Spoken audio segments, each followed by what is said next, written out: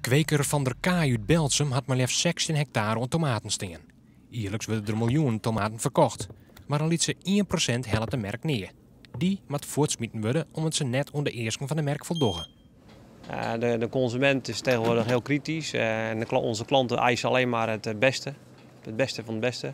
En juist de tomaten die heel rijp zijn en die smaken juist heel goed. Alleen die zijn net niet geschikt om te verkopen als klasse 1. En daar proberen we dan andere producten voor te ontwikkelen. En zo kwam Van der Kaai op het idee van tomatenwien. Bij wienmakerij Bentelo in Twente binnen ze ermee aan de slag gaan. Naast de tomatenwien waar er ook een paprikawien maken.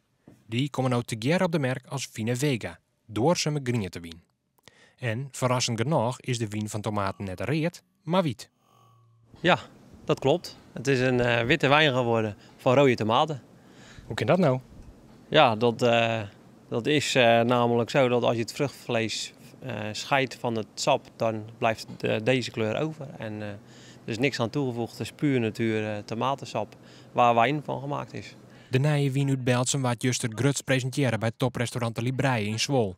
Chefkok Johnny de Boer is ambassadeur van de wien en hij zult de Germe Van der Kaai beziekje de wien bij orenrestaurants te promoten.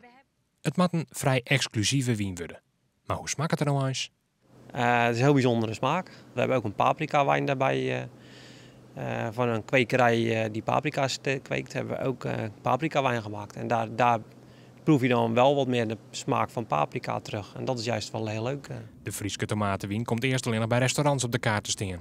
Van der Kaai had daarom eerst een Lietse oplage maatje litten. Maar dat kan in de toekomst nog meer worden.